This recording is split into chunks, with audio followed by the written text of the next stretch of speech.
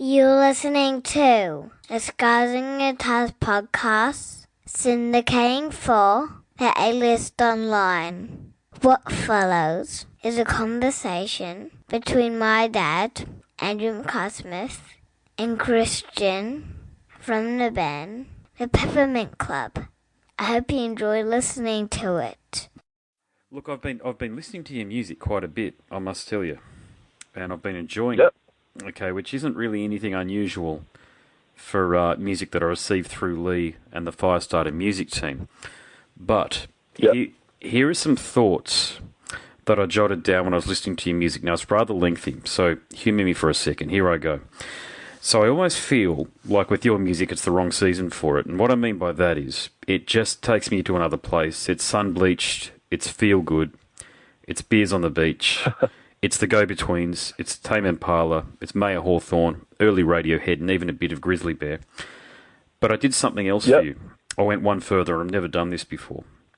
So I put myself into a position where I thought if you're going to actualise where this music would be perfect as a complement to a scene, what would it be? What I came up with was, imagine if the Jetsons cartoon was a reality, and we were in the proto-futuristic view of the 1960s. Your music is actually the soundtrack to when you walk onto an interstellar craft bound for a destination vacation, somewhere else, somewhere unknown.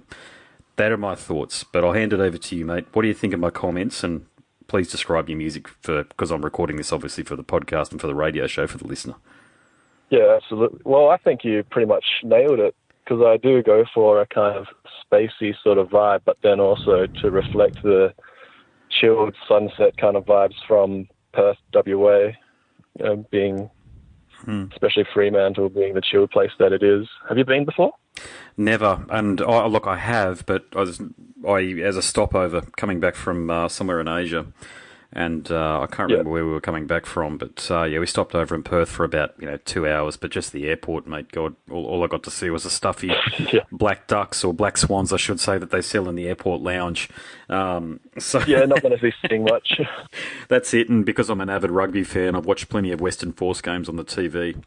And I do follow the Western Force and what they're doing with Andrew Forrest and his new Indo-Pacific rugby competition. So I've got a pretty good view of what would used to be called Emirates Stadium. I'm not really sure what it's called these days, but that's literally the extent of my understanding of Perth, and Western Australia, to be honest with you, mate. But I've interviewed so many artists from over there through Lee, as I was saying earlier. I really feel like I'm actually confident to say this. I really feel like as though I think I have an understanding of the psyche of the music. So I understand you all don't know each other, but I've interviewed probably approaching 50 different artists from Perth at this point. And there's definitely a common thread. And the common thread is this very optimistic music. I haven't, whether it's been a grindcore band, Rat King, or you guys, Matt Camerano, who we'll ask you about in a sec, there is a common thread going through the music. It's enormously uplifting music, no matter what the genre is. Yeah, I guess it might just come down to just the environment that we're surrounded by. It's pretty much some of the best beaches in the world, and it's always sun shining. Like right now, it's meant to be spring, I think. Yeah, but just. Yeah. Yeah, exactly. But with Perth, you never know. It can be winter one day and then summer the next.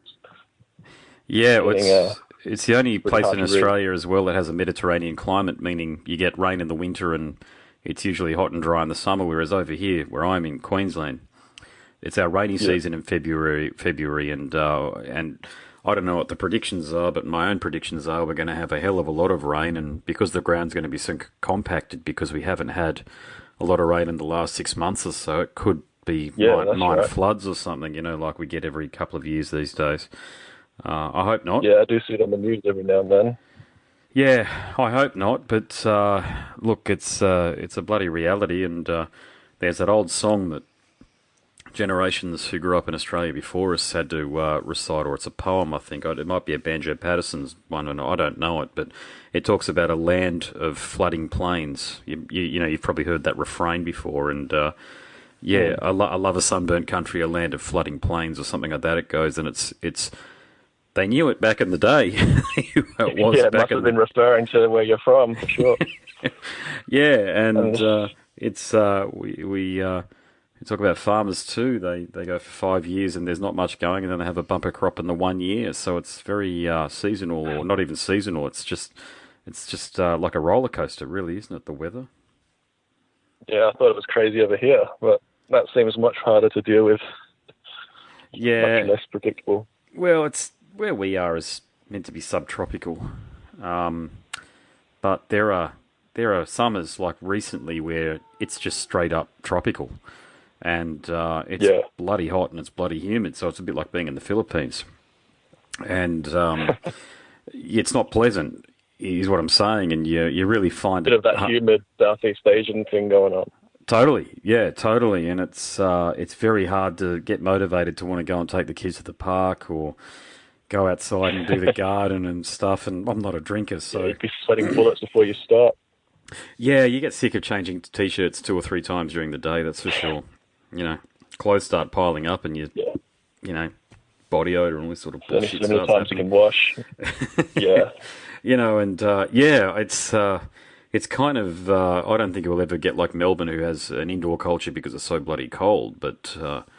yeah, that's it. It could become an indoor culture because it's so hot too, but I doubt it. I doubt we'll ever get to that point. People in Queensland are too outdoorsy and, want to go fishing and surfing and play golf and that sort of Camping. stuff. Yeah. Yeah, all of the good stuff. But just to round on the point, I'd love to get over to Perth and actually spend time watching bands such as yourself and many of the other artists that I've interviewed. It fascinates me, actually, the quality of the music that's been coming out of there over the past 18 months or so. There's just been so many wonderful releases. I typically interview, outside of the work that I'm doing with Firestarter, I typically interview a lot of heavy metal artists, so all of the flavours and genres that sit underneath that banner there. And I've got to tell you, this year... Yeah, that is quite a heavy metal scene.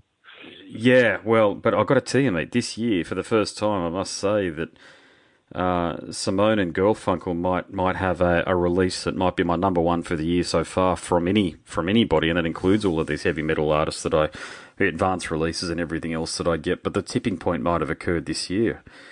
You've got to go with your flow, and your stuff's outstanding, and I just seem to find that this is the music that I tend to have on the most. Thanks, man. Means a lot.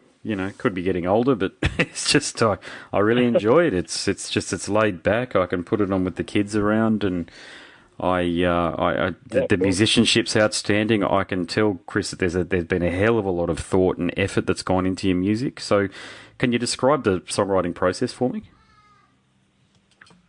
Yeah, well, I guess I pretty much write and produce and record everything in my own house. So it's essentially a bedroom thing, which then gets translated onto the stage after when I bring everyone else in. But every now and then I'll get the other guys to come in, put down their parts, but I'll mainly just be mixing and mixing and mixing till I go crazy. And eventually I get to a point where the song needs to be finished and I need to release at some point. So I think that's pretty much the process that I go through. And some days you can come up with 4 songs, and sometimes you can try to come up with material for 3 months and have nothing in the bucket.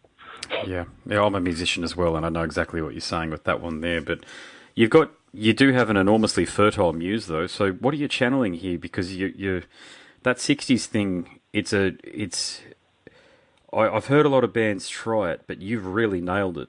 You actually take me back to a time when I don't know, I'm trying to describe it, the Salton Sea Resort there in California or something. It's just, along with the Jetsons theme, it all just springs up, and it's lovely music to just drive along to, coast along to, or when you're trying to go to sleep, you put it on and it just sort of acts as a lullaby. But what are you channeling?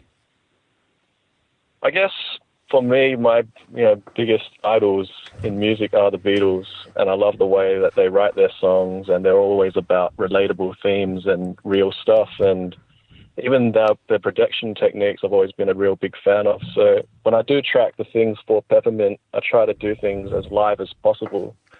Right. Just because I like the sound of musicians playing together, but also it means that when we do play live, we sound exactly like we do on record. Mm. And I think that Yeah, that's a bloody hard thing to do, as I know as a musician. So what about the temptation to reach for a bunch of strange and unusual pedals to create some interesting sounds? Does that not, or how tempting is it to do that?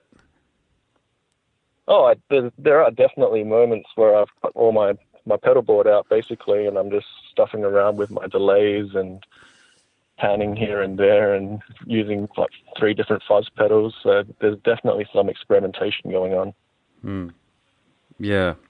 So where, what was the journey to the point where you thought, let's get this band here together and create this music? Were you in bands previously where you were refining the sound, or talk me through that journey?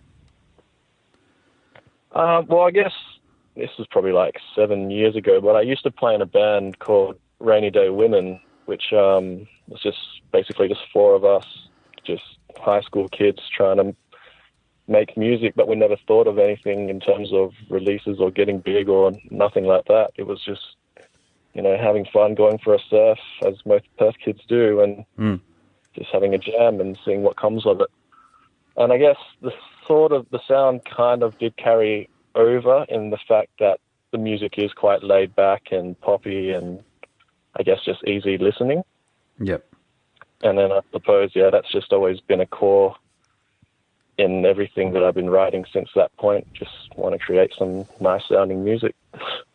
The other thing about the overall package associated with the band, and certainly this release here, the new release, the artwork is particularly on point. So please tell me you've got some T-shirts ready to go, and you've also got even black light posters to go along with it, because it's really stunning artwork. It suits the music perfectly. Oh, well, it was this artist actually that it just happened to come by her stuff by chance, but her name's Birdie Louise, and you can search her stuff on Facebook and Instagram. Mm-hmm. And she's got this really cool kind of vaporwave style, which I think you can tell with all the purples and greens and vibrant colors. But basically what I did was I hit her up and sent her the songs of the album and asked her to create something from listening to the music. And I guess that's what she came up with, some island vaporwave thing with vibrant colors. Like a mushroom trip almost. Yeah, I was going to mention that. That's exactly what it reminds me of. If you've, you've had too much to smoke, or you're on the cusp of just really enjoying yourself, it's the sort of thing that you can stare at for, I don't know, hours, but you can stare at it for a bloody long time. And I was having it's beautiful. I'm literally having a peppermint tea right now, and I'm looking at a Facebook shot of you pointing at the artwork, and there's so much going on. Oh yeah, I got a poster. Yeah. The poster's stunning. It's something that I'd really encourage you to offer it. Short run, 10, 20, whatever it might be. I know it's a pain to get these things organised. Believe me, God, I've had mind trials and tribulations with merch in the recent past. But I'd really encourage you to just put something out there on Facebook and see if anybody else wants to get some. If you can put a package together for the release, or with the vinyl or something like that, because it's really nice artwork. I would love to do that. Yeah. I guess that's my musical goal, is to do an album of songs that I'm proud of and get them done on vinyl, basically, because I think, Birdie Louise's art would just really translate well on a big vinyl cover. Yeah, it all comes down to resourcing and the cost of these things, doesn't it? It's they're all great.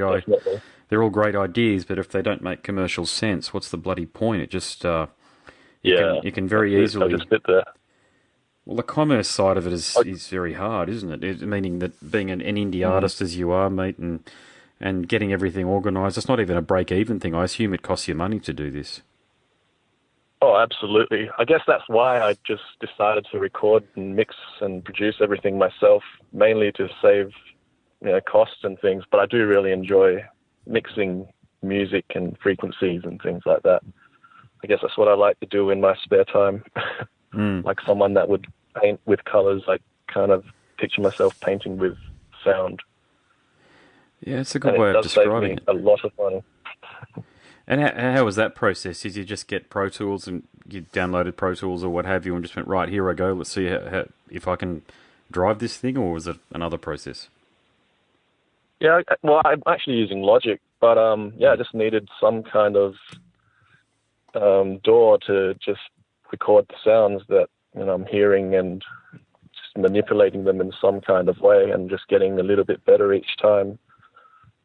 But I feel that I've managed to get to a point where I know how to get the sound after much faster than I used to. But yeah, I think it just comes down, experimentation, I think, was the key. Yeah, and true then just that. being familiar with certain things. And what about the other three members of the band? Is it a band for live purposes as such and essentially for presenting the album as a band, or was there some contribution by the other three guys? Well, some songs the other guys would play on, like they'll do their bass parts or their key parts. But I guess me being at home with all the songs and equipment and, and Logic just right there ready to access, I do spend a lot more time just sitting down and putting down parts that I might be hearing. But I guess, the album is definitely presented more in a live format. I've been trying to get the guys more involved, especially with the newer stuff that we've been writing. Right, yeah. Yeah, so you welcome the contribution then. You're just trying to find, I suppose you found absolutely. people. But there was a name, and I mentioned him earlier, and that's Matt Camerano, and he's listed on your Facebook page as a member of the band. So is that the case, or how did the... Yeah, tell us about the friendship there. Oh, well, I guess with him, we've played in bands before, and he actually played as a live guitarist for us, but just recently he decided to drop it, which is completely fair enough because he needs to focus on his own project, Camerano, and he's doing really well with that. He was getting to a point where he was just playing in too many other bands and didn't really have enough time for his own thing. So as an artist, I'm sure you just need to spend time and focus on yourself in order to grow and learn more about what you want to do. Indeed, yeah. Well, we're still great, mate.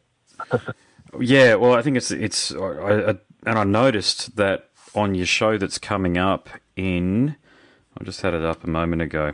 You're playing somewhere in on the Fremantle. 22nd.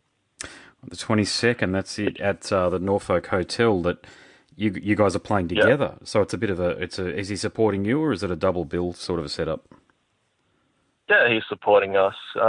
Back in August, so about 3 weeks ago, we went down to Settlers Tavern in Margaret River, and he brought his band along for that as well. So I guess we're kind of treating it as a mini tour.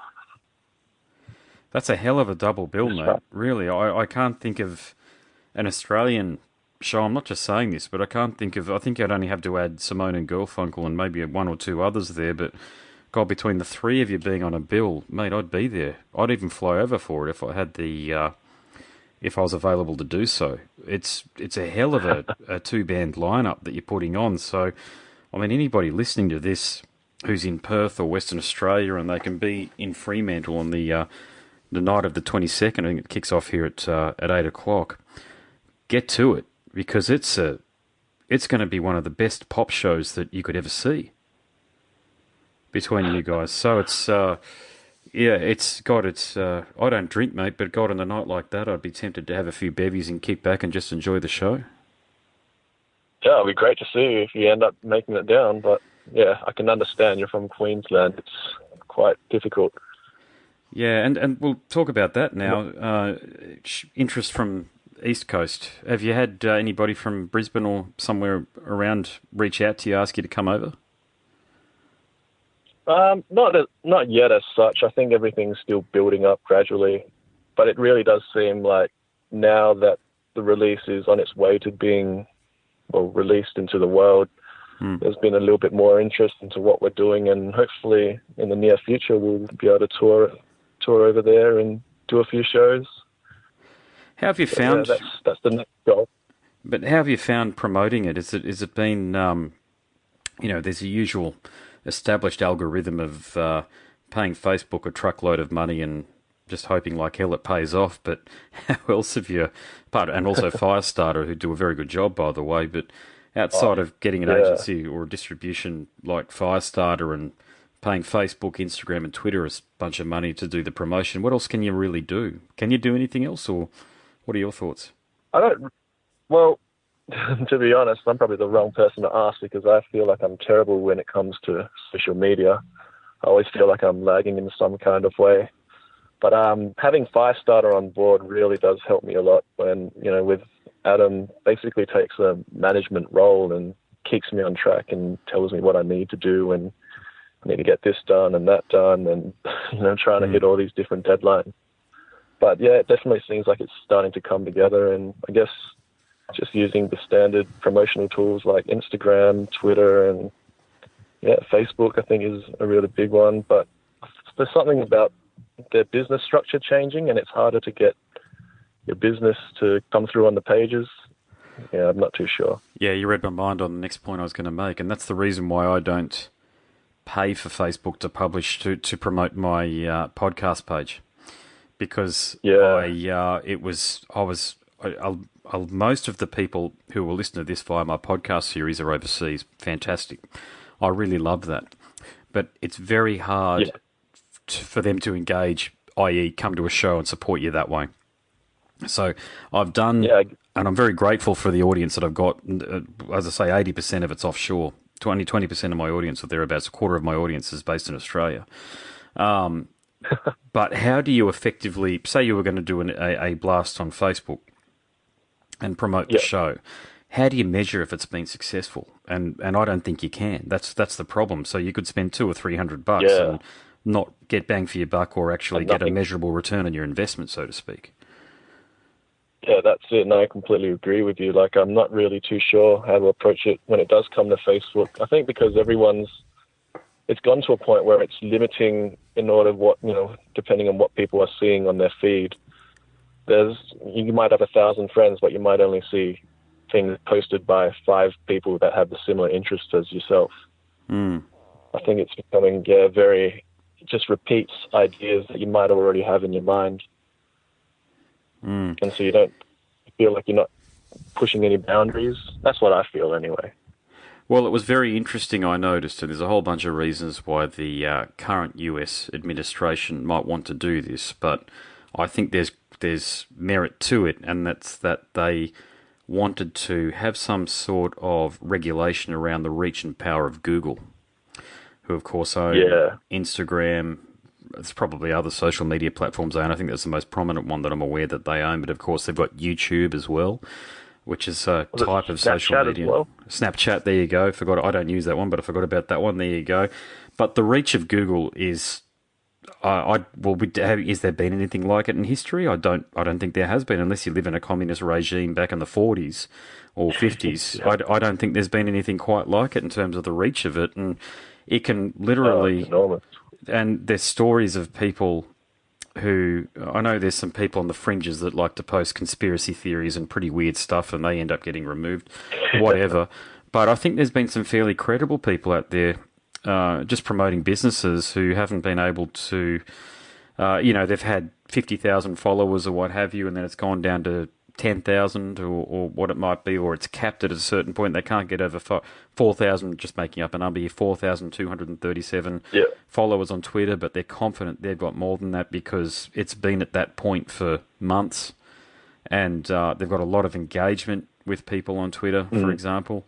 How can you keep these companies in check? Sorry, you go. You're on. Oh, sorry, I missed your question. Oh, I'm just thinking, how can you keep them in check? And can you keep them in check?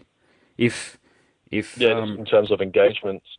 I guess you'd want a more loyal fan base, and I suppose if you're putting out quality material most of the time, then more people will be intrigued, and there'll be more chance of them to listen, tune in, and follow. And I think word of mouth, especially these days, is probably the most important in order to get your things and your businesses out there.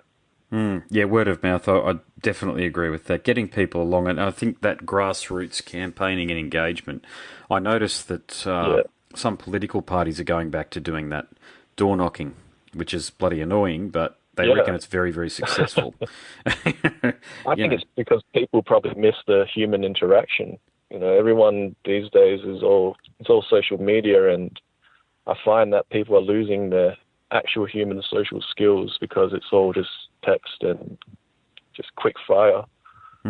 But to be able to speak to someone and have a full-on conversation and look them in the eye, I think that's becoming more and more difficult. I agree, and without asking your age for a moment, but I'm definitely seeing it come through with some of the younger generations. Yeah. Not being the old grandpa on the porch on the rocking chair with the shotgun about it either, but it's certainly been something that I've noticed through the years as a musician, drafting musicians into bands. And it's not just me. I've got this feedback fairly consistently from people in the scene here in Brisbane, but you try to bring on board someone younger because you think it's going to be more engaging for the audience to look at someone younger, i.e. of their demographic. But in all sincerity, what I find is they can't do the work that keeps them in the band, i.e. rehearse, learn the songs, just keep their shit together. Yeah, it does. Yeah, it does. And I tend to find as a musician that you want to have people in and around you who have responsibilities like children and a day job, probably a mortgage, married, this sort of stuff, because you got to keep your shit together. You can't drink on Tuesday nights in that scenario. It doesn't work. And yeah, that's it. Yeah, you want to have those people around you because they've got their shit together. And I certainly don't have a hard and fast rule with things, but these days when it comes to bands, I just do things until it stops working, and then when it stops working, I just make decisions. There's no point in putting together. You'll know. Hopefully, you'll know exactly what I'm saying here. There's no point sitting somebody down at the beginning of an engagement in a band environment as a musician and go, right, these are the rules, like an AFL club or a rugby league club or rugby union club. You stick to them, you're good. You don't stick to them, you're out, because there's too much going on, and it's basically a passion project. Depends on the circumstances as well, yeah. And it depends, like, not every single person is going to put in the exact same amount of effort.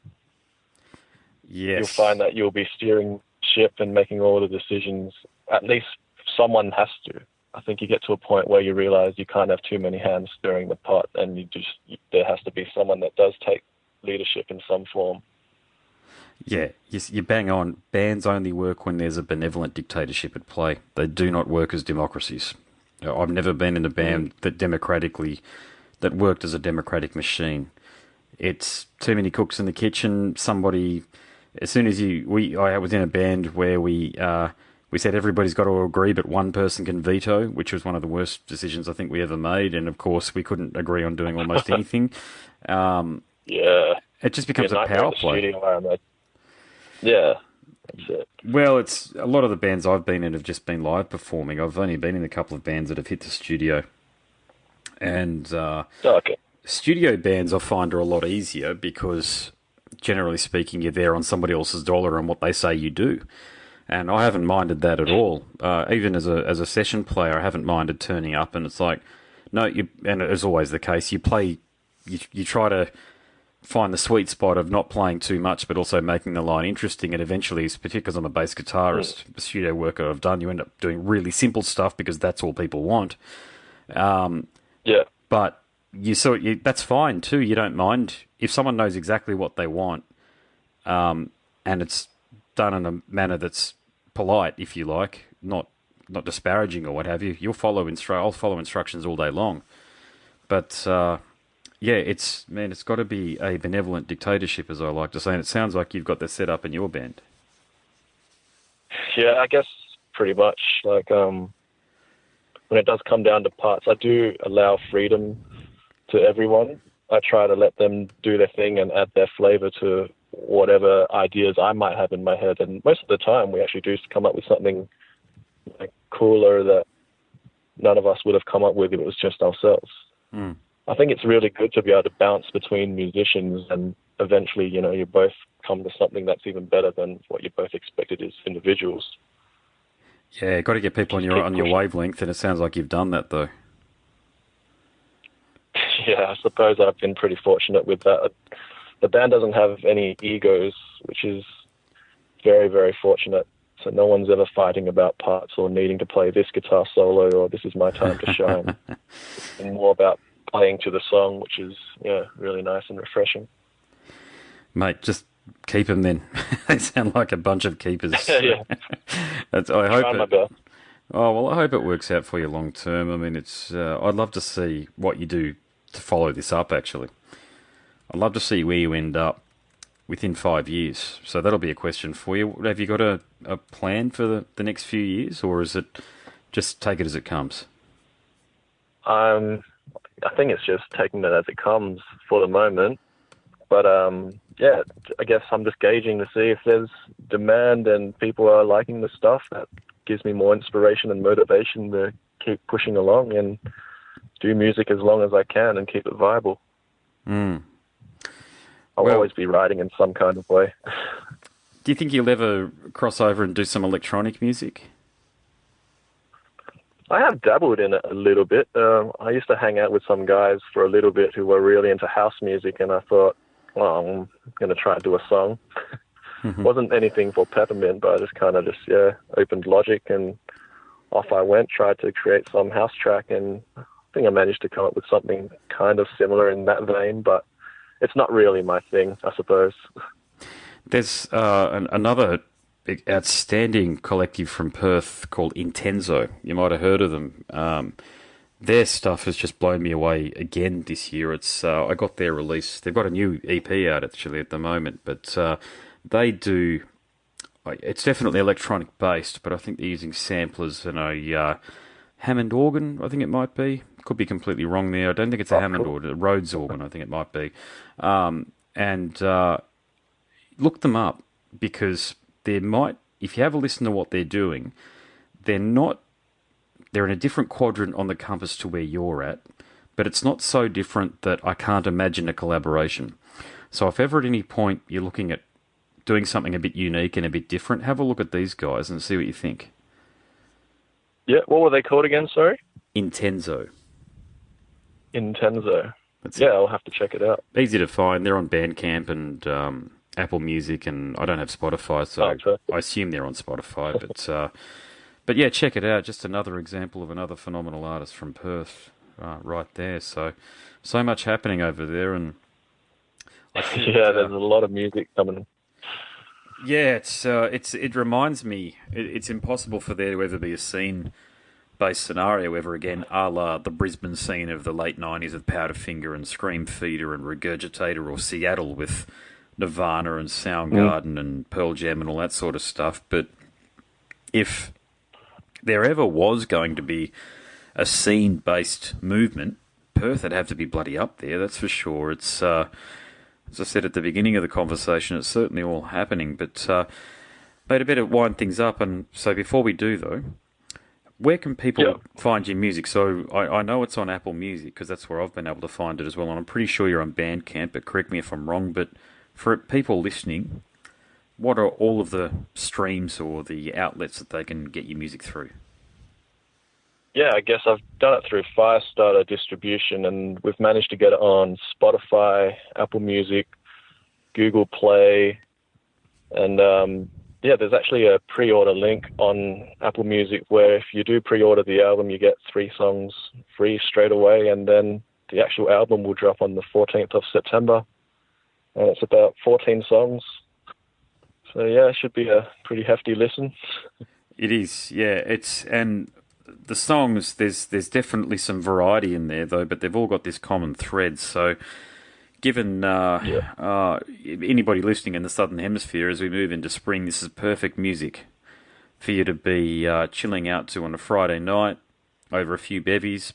You know where it's good music for me, and this sounds like it's a bit at odds, but watching the football, so in my case, watching the rugby league or rugby union, putting it on mute, and then having this on in the background. That's another way that I like to listen to it. Oh, really? I would never pictured listening to the music watching rugby. Well, it's or any sport. It's more about, I should clarify, it's more about the time of the year because we're coming into finals. So I tend to find the commentators get a bit too excited and they start yelling and carrying on. And as is their right. Want a little bit more chill.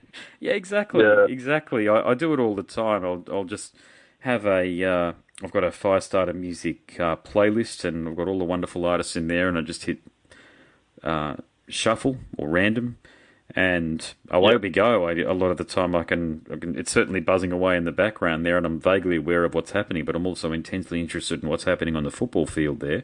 But what I'll Full then, focus. yeah. Well, then what I'll do is later on, I'll be in the car or what have you, and I'll be just doing basic stuff, putting out the washing, just domestic chores, and I'll have my iPhone on me, Yep. and I'll have the same mix on, and that song will come on again, and it's interesting about the way your brain recalls things.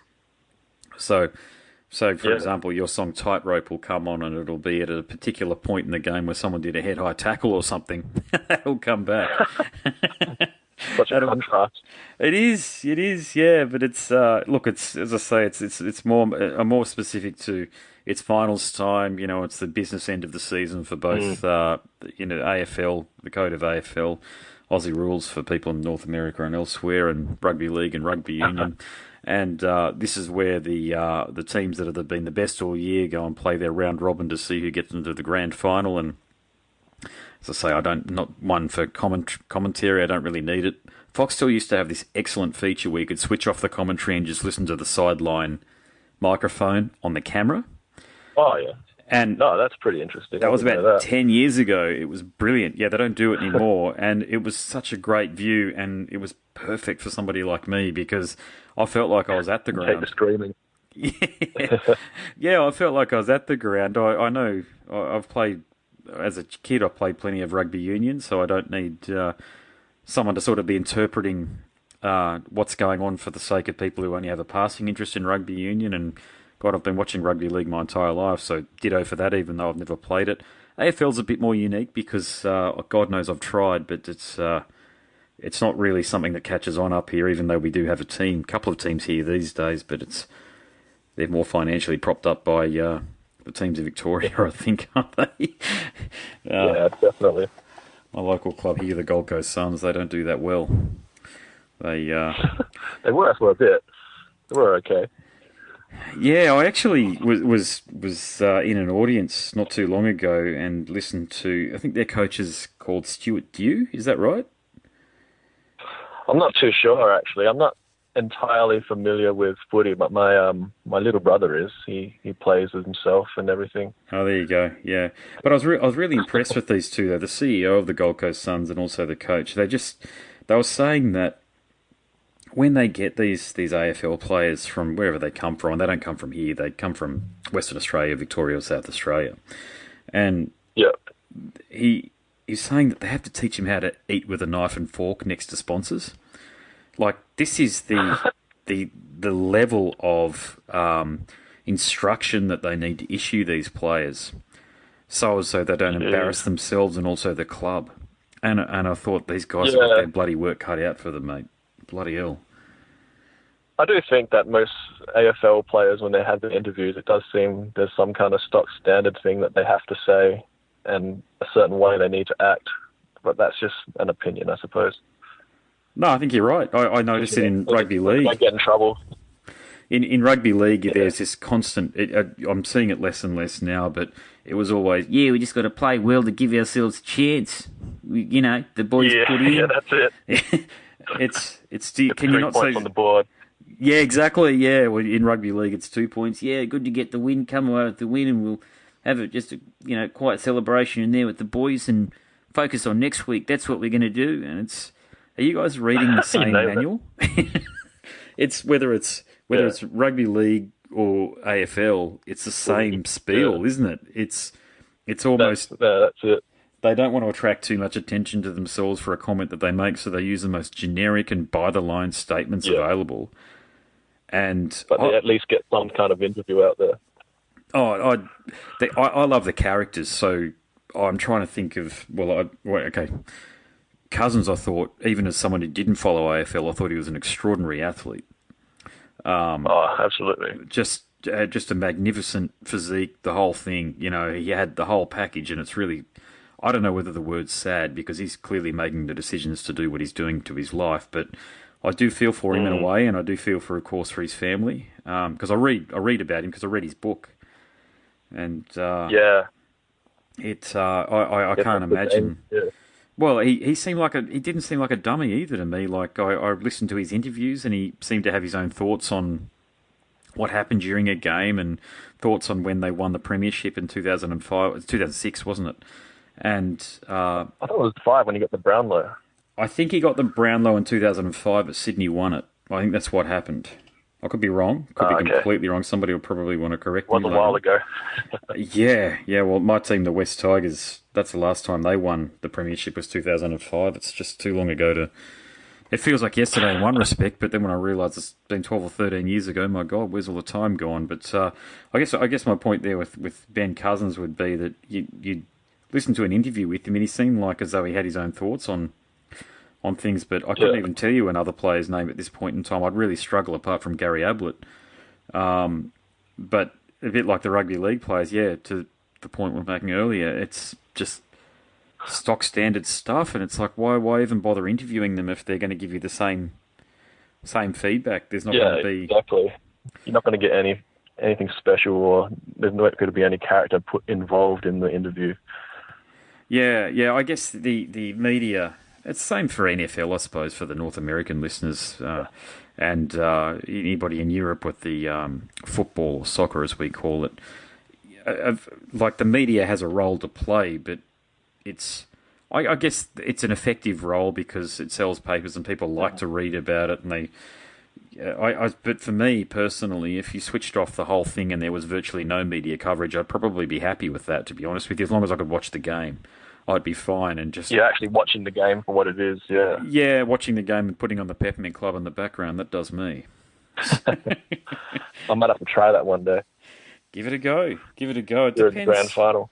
It depends. One of the only times I also get the TV area to myself because the kids clear out. I've got 2 daughters, and as they like to remind me, they hate football, and I like to watch it, so they tend to vacate. Yeah. So it's literally the only time that I'll get my chamomile tea or my peppermint tea or my ginger beer, put on some music in the background, put it on mute, and I'll watch the football. That's about it.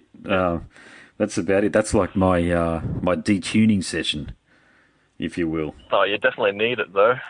Everyone gets bombarded these days. You need some kind of way to relax and collect yourself. Well, the other benefit of it, and I don't think somebody out there listening has probably come up with this idea too, but it's a really novel way of putting your phone down and not touching your phone. And as we know, they're so bloody invasive, these things, because I've turned off all of the Facebook Messenger, Twitter, email. Yeah, all notifications are switched off except for text messages and phone calls. So, but there's a problem in that most of my people that I play music with, they don't use text messages; they use bloody Facebook Messenger. So I can see messages sort of 14 hours after they've been broadcast or sent out, and I'm not ignoring anybody. I'm ignoring people in a kind of way. It's not my preferred method or medium of communication. Yeah.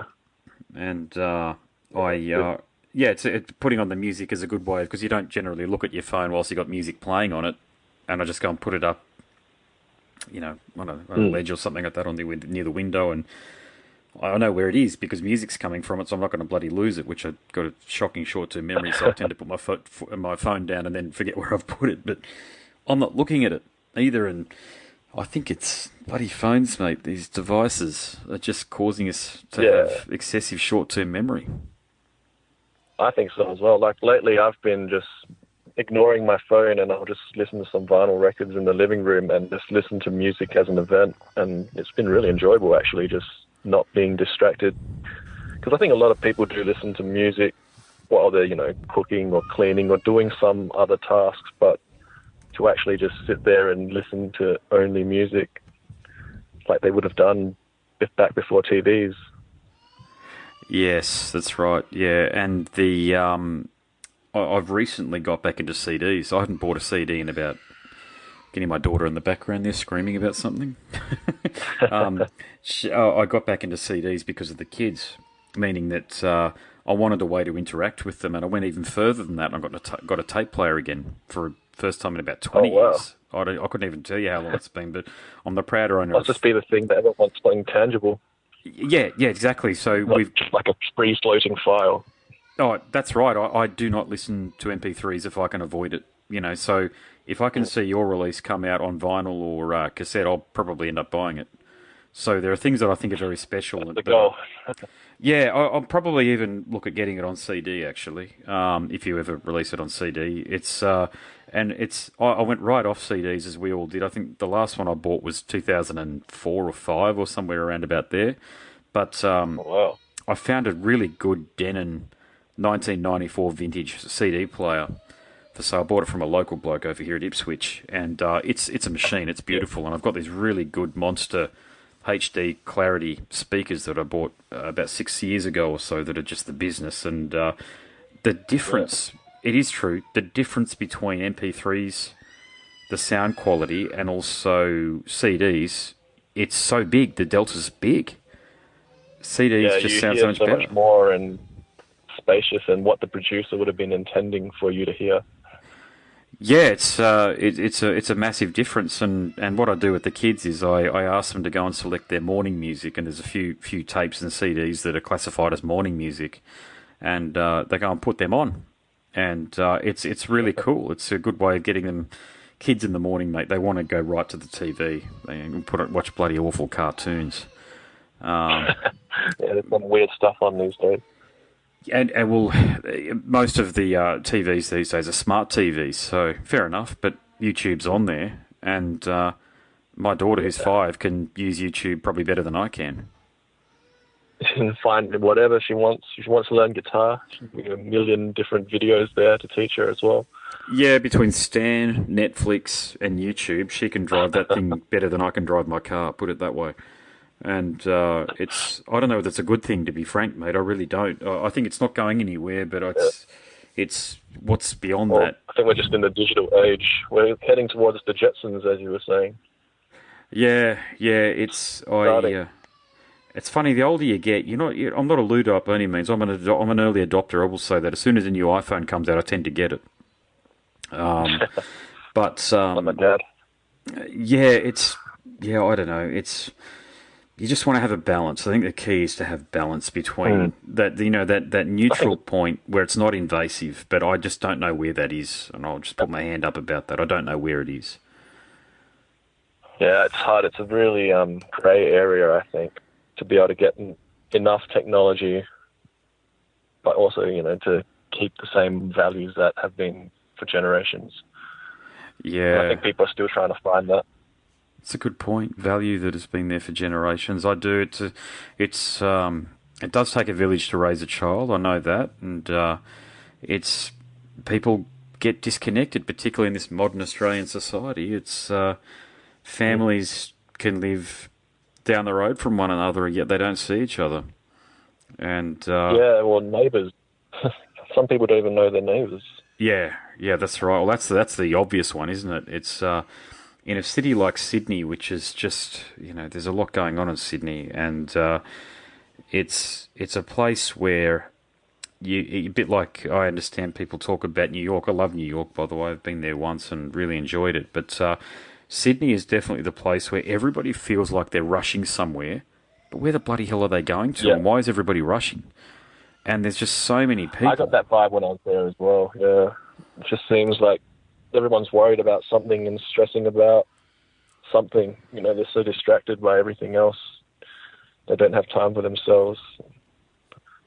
Yeah, it's a sort of place where if you're at a, I was down there not that long ago with my daughter, and I haven't been down there for years, and I had to get I think it's called an Opal card, which is like the transport card, one card for all. And so you could buy them at news agencies. And I was talking to the fellow at the news agency, nice guy. We're talking, and this person came up behind me, and I swear to God I could smell what she had for breakfast, because she was breathing on the back of my neck so hard. And the cue was, get the fuck out of my way. I want to do something. You're in my way. Yeah. That's basically the impression that I got from it. And not a good vibe. Just lack of manners, mate, really. And I don't want society to get to a point where people can't be respectful. I don't think it's necessary. That awkward social interaction. no one's got time to just have a proper conversation. Yeah, I think that just comes down to no time.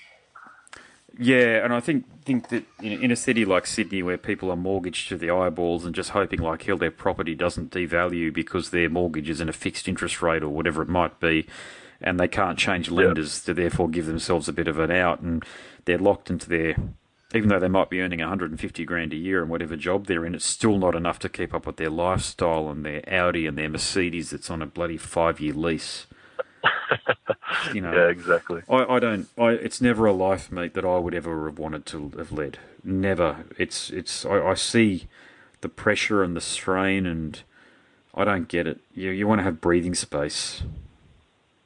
That's it. I think a lot of people in Perth are very relaxed when it comes to that kind of thing. Like, there's not really a materialistic want. As long as there's sunshine, a beach, a good place to drink some beers, everyone seems pretty happy. What was Joe Rogan saying the other day? Do you listen to Joe Rogan's podcast at all? I haven't heard him, no. I think you would love it. Yeah, I think you would love it. Just talking to you, you give me the vibe that I think that his conversations with such a diverse array of interview subjects really appealed to you. But he was talking about, he's an American guy. He does the commentating for the UFC. And he does. I know about him. I just never really got around to checking out his podcasts. But what did he say? He said, I know he's got a lot of different thoughts. Yeah, he does lots of different stuff. But he's one of the things that he said was he's talking about how people were, oh my God, my car's hit 20,000 miles. So 30,000 k's for us or what have you. It's hit 20,000 miles. I've got to change it now. My car smells like my farts or something. So I've got to get a new one now. Oh my God, I can't drive around this 20,000 mile car. It's a piece of shit. And I'm thinking materialism. Well, my mind straight away went to Sydney. It's like, that's Sydney. That's what people are. God, I'm generalising a lot, so bear with me.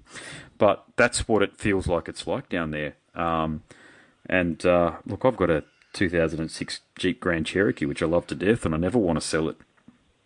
I like new things too. Don't get me wrong, but I'm just saying, my view is not to put myself... If it's not broken, you may as well keep using it. Yeah, exactly. The Barefoot Investor has some really good advice around that sort of stuff. He drives around a VZ Commodore Ute, I think, and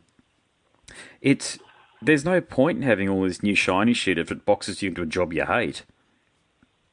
And my view is that outfits like what you're doing here with the Peppermint Club, if people would stop for a bloody sec and just take stock of their own inner rhythm, if you like, and stop rushing and stop taking bullshit diet pills and going on weird paleo diets and keto diets and all this sort of rubbish, and just sort of settled down a little bit and started to tuned into music, tuned into art, and just so sometimes just look at this artwork that the lass that you said you've collaborated with on your artwork. Just stop what you're bloody doing. Have a look at this artwork here and have a listen to the sounds that you've created. And just ask yourself, is your life on the path that you want it to be on? And if it's not, what decisions do you need to make? And I believe art is... There's no point rushing around and stressing. Well, that's right. But art is a great agent of change because it causes self-reflection. It causes self-reflection. Yeah. If people aren't moved by your music in particular and this art that you've got associated with it, man, well, they've got a heart of stone.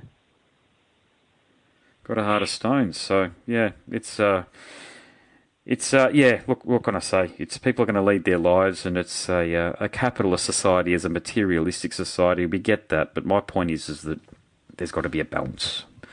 You've got to bring it back to balance. Yeah, I think everything needs to be moderated.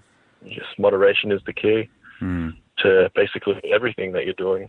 Mate, I better finish up and see what my youngest daughter is doing because it sounds like she's trying to tear down one of the walls in the house at the moment. But this has been an excellent chat. Thanks for, allowing it to go as broad as what it did too. They don't always go like this, so I really appreciate that you've been open to that. Yeah, we've covered a lot of different topics. Well, I think it's cool. I've never done an interview like that before. I do. Certainly... my whole stated aim with an interview is let's just go where it goes. And if Yeah. you stay talking, and because I'm talking to artists from all over the world, believe me, the places that we tend to go, you can have a listen to some, and they're all up on the podcast app. And sometimes we just stick to music. Yeah, I'll have to check Sometimes them out. we talk about politics. Sometimes we talk about what we've just spoken about, lifestyle. Usually it's lifestyle. It's interesting. Yeah. Human beings, whether you come from Iceland, Norway, the United States, Canada, Yeah, Australia. I think that's the interesting thing. Like just actually having a human interaction and conversation about things that would actually matter. Well, I want to congratulate you again, mate. This release here, self-titled, The Peppermint Club, it's something that'll stay with me for a long time. I feel that way about it.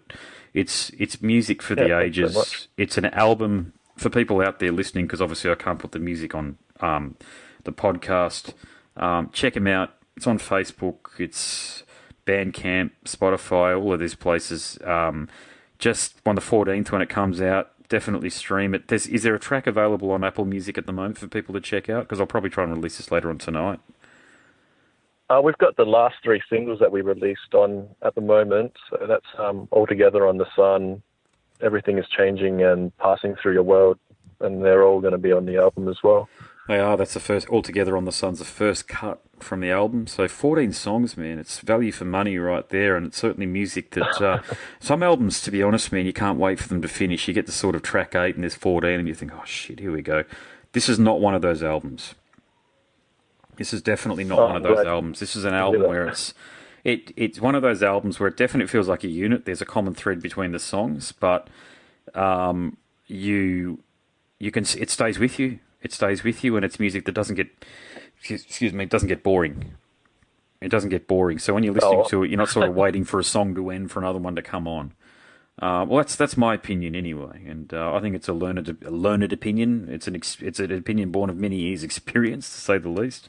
And just good luck with it. Basically, I hope that whatever you want to do with it and what you're trying to achieve with it, mate, I hope it gains the audience that you deserve.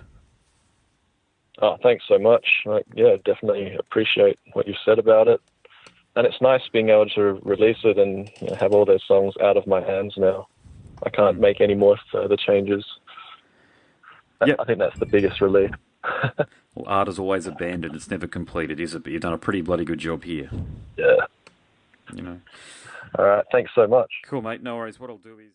Thank you for listening to Scars and Guitars podcast series, syndicating for the A-List Online. My dad's name is Andrew McCosmith. That was a conversation between him and Christian from the band The Peppermint Club.